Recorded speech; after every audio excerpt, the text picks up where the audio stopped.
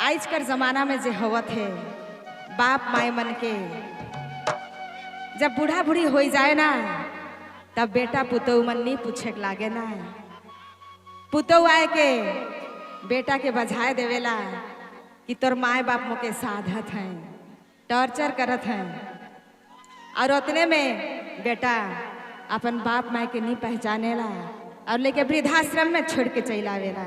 यह प्रसंग है, ये गाना कर और सहेले कहे ना,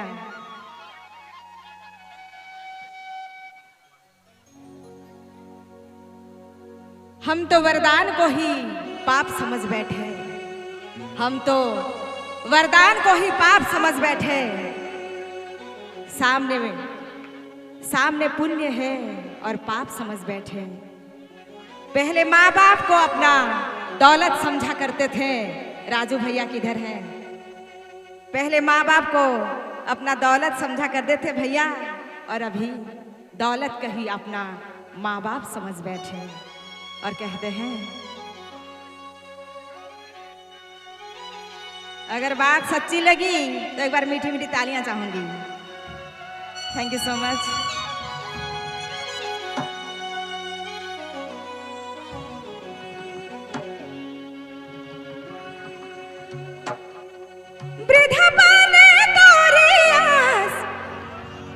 भेजी देली बनवास कातना निठुरा भेली।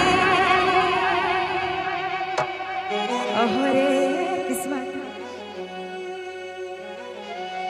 वृद्धाश्रम में भेजी देली वृद्धधर्म तेजाली।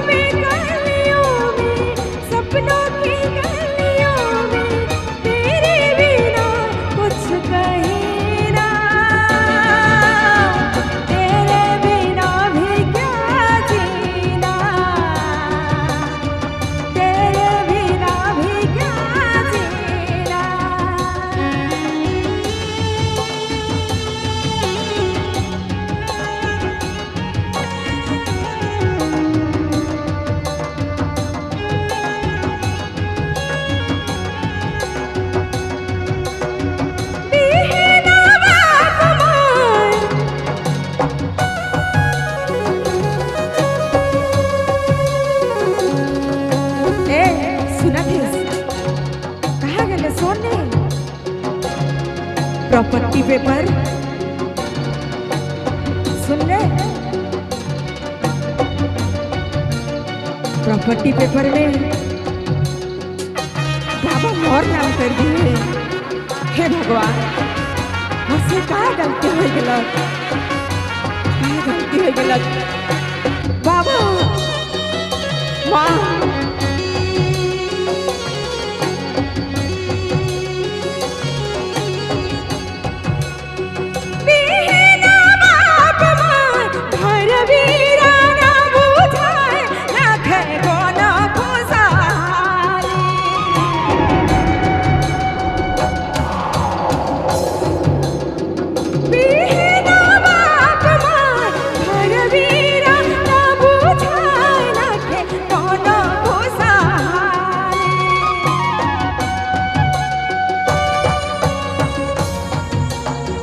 उचिताया भागा काले मेली पुत्र धरवा तेराले उचिताया भागा काले मेली पुत्र धरवा तेराले उचिताया भागा काले मेली पुत्र धरवा तेराले।